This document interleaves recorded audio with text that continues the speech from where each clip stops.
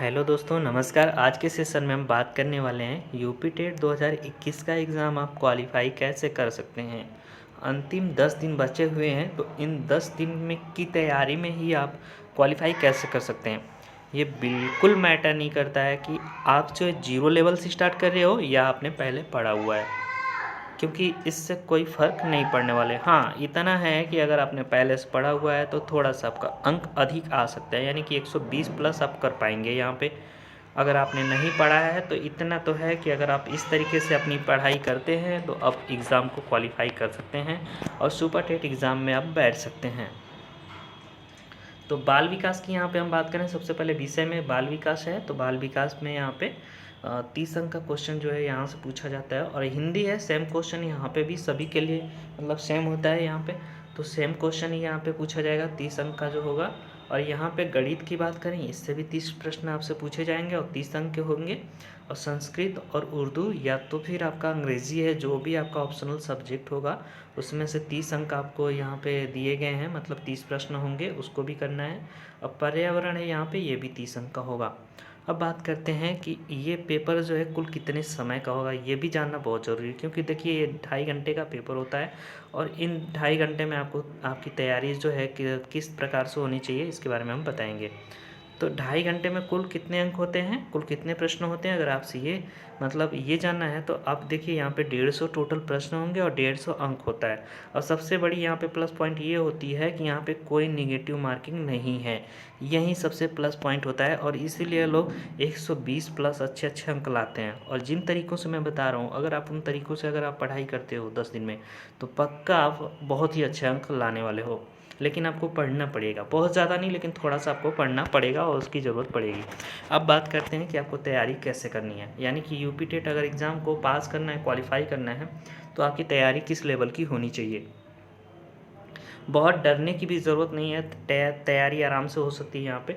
सबसे पहले देखिए इन चीज़ों में आपको करना क्या है, रेगुलर आपको एक प्रैक्टिस सेट सॉल्व करना है। ये मैटर नहीं करता कि आप यूथ का जो सॉल्व पेपर आता है उसको आप ले लीजिए, यूथ का मेरे समझ से या घटना चक्र, जो भी आप लेना चाहें, जो आपको अच्छा लगता है तो आप ले लीजिए उसको, ठीक है। प्रीवियस ईयर का क्वेश्चन जो है यहाँ से सॉल्व कीजिए, इससे आपको बहुत बेनिफिट मिलने वाला है। अगर नहीं आता है क्वेश्चन तो कोई बात नहीं, उसका आंसर आप देख लो एक बार, फिर अगले बार जब दोबारा से आप रिवीजन करो ताकि ये कवर हो जाए, ठीक है। तो दोबारा जब आप रिवीजन करोगे ना, तो ये क्वेश्चन पे आपको डायरेक्ट आंसर पे ही आपका दिमाग जाएगा कि नहीं, इसका आंसर ये है।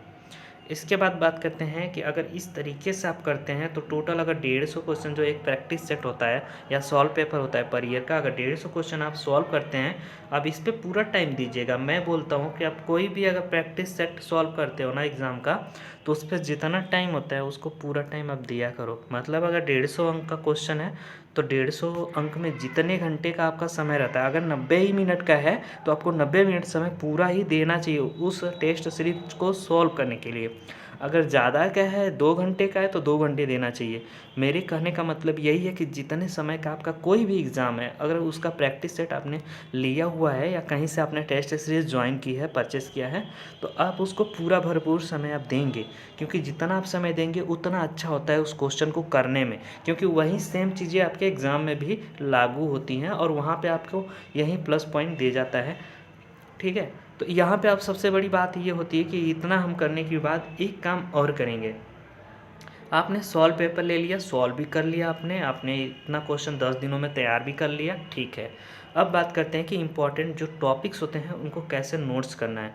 तो जो भी आप चीज़ें पढ़े रहेंगे, अगर उसमें कोई दिक्कत होती है या कोई ऐसी चीज़ होती है जो आप देखेंगे कि जिस टॉपिक से ज़्यादा प्रश्न पूछा जा रहा है, जैसे आप ले लो हिंदी, आप ले लो, ठीक है। हिंदी में आपने समझ लिया कि जैसे समास से ज़्यादा प्रश्न पूछा जा रहा है, कोई वर्ड दे दिया और मतलब दे दिया और उसमें पूछा वाक्य में कि इसमें कौन सा जो है समास है, ठीक है। तो आपको कैसे बताना है वर्ड में, तो आप किस प्रकार बताएंगे, तो इस तरीके से आपको शॉर्ट नोट्स बनाना है, ठीक है। कि जैसे तत्पुरुष समास क्या होता है तो एक लाइन में लिख लेना है, एक एग्जाम्पल लिख लेना है या 2 एग्जाम्पल लिख लेना है। इसी प्रकार से आपका हो गया छंद, अलंकार, जो भी चीज़ें आपकी आ रही हैं उसको आपको पढ़ते जाना है और एक एक लाइन में आपको नोट्स बनाना है, एक एग्जाम्पल लिखते जाना है। इस तरीके से क्या होगा, जब ये नोट्स आप बना लेंगे, ठीक है, तो इस नोट्स को बनाने के बाद आपको क्या करना है, प्रतिदिन आपको एक बार इसको रिवीजन करना है। ठीक है, आपको रिवीजन कितना करना है, 30 से 35 मिनट आप पर सब्जेक्ट अगर देते हैं रिवीजन में तो बहुत बड़ा आपको प्लस पॉइंट मिलने वाला है। तो प्रत्येक विषय का यहाँ से कम 2 बार आपको रिवीजन करना है और सभी सब्जेक्ट में ऐसा करना है। ये ऐसा नहीं कि किसी एक सब्जेक्ट में आपको शॉर्ट नोट्स बनानी है, नहीं, बिल्कुल नहीं। क्योंकि देखिए 10 से 15 पन्नों का पर सब्जेक्ट का बनाओ, मेरे समझ से 10 पन्ने से ज़्यादा नहीं होना चाहिए आपका शॉर्ट नोट्स। उसको आप बनाओ, उसको अच्छे से आप कवर करो। फिर बात करते हैं कि इतना करने के बाद आपको क्या करना पड़ेगा। तो इसमें अगर इतना आप कर लेते हैं, देखिए अगर 30 से 35 मिनट जो आपका समय देते हैं, ठीक है, 30 से 35 मिनट का जो समय आप देते हैं यहाँ पे, वो आपको बहुत बड़ा प्लस पॉइंट देने वाला है। क्योंकि देखिए आप प्रतिदिन इतना रिवीजन करते हैं, फिर इसके बाद अगला शॉर्ट नोट्स आप बनाते हो उसके आगे से जो नहीं आ रहा है आपको। इसके बाद बात करते हैं कि सबसे पहले आपको करना क्या पड़ेगा अगर परीक्षा हाल में आप बैठते हैं तो। उससे पहले क्या करना पड़ेगा, देखिए परीक्षा हाल में जाने से पहले सबसे पहले आपको एक काली बॉल पेन जरूर रखनी है। क्योंकि हर एग्ज़ाम में ये बताया जाता है कि आपके पास होना ही चाहिए। आपका जो भी आईडी प्रूफ है वो तो ले जाना ही पड़ेगा। आप इतने सारे एग्ज़ाम दिए हैं तो आपको पता ही होगा कि वो तो अनिवार्य है, ले जाना पड़ेगा।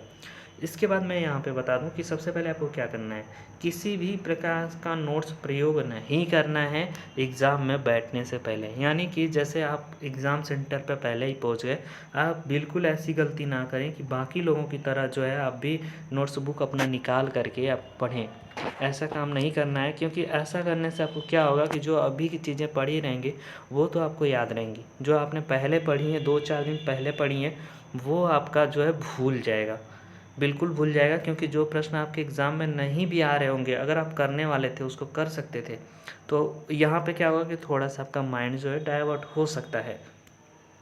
इसलिए ऐसी गलती ना करें कि आपको पढ़ना बिल्कुल नहीं है। अगर आप चाहें तो, अगर चाहते हैं तो आप पढ़ भी सकते हैं, लेकिन मेरी मानिए तो मत पढ़िए, क्योंकि ये मेरा पर्सनल एक्सपीरियंस है, मैं ऐसा नहीं करता हूँ।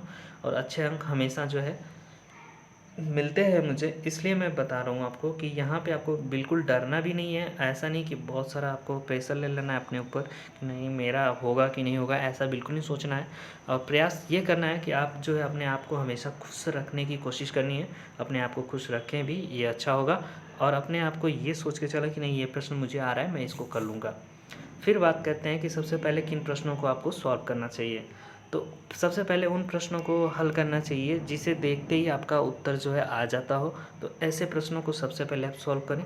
फिर क्या करना है उसके बाद, फिर थोड़ा सा कठिन, जो उससे थोड़ा सा कठिन होगा कि मतलब हाँ मैं इसको कर लूँगा, थोड़ा सा मतलब 30 सेकंड का या 1 मिनट का मुझे टाइम देना पड़ेगा। ऐसे प्रश्न जो होते हैं कि मतलब जो 1-2 लाइन में होते हैं तो उनको अब मैं सॉल्व कर सकता हूँ। तो ऐसे प्रश्नों को यहाँ पे सॉल्व करें, ठीक है।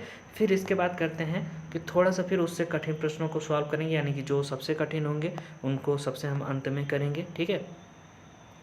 और जिस प्रश्न में आपका समय बहुत ज़्यादा लगने वाला है उस प्रश्न को आप क्या करेंगे, सबसे अंत में सॉल्व करेंगे। क्योंकि देखिए 120 प्लस अगर आपने क्वेश्चन अगर बिल्कुल सही कर लिया है तो अब क्या करना है आपको कि 120 तो आपने कर लिया यहाँ से, अब जो आपका बचा हुआ है कितना, 30 क्वेश्चन बचा हुआ है। अब 30 क्वेश्चन में जितना समय आपका बचा हुआ है उसके अकॉर्डिंग आप यहाँ पे जो है अपना समय दे सकते हो। और जो मैंने आपको पहले ही बता दिया है कि काले बॉल पॉइंट पेन का जो प्रयोग करना है ये तो आपको पता ही होगा, नहीं पता है तो कोई बात नहीं है, आप यहाँ से करें।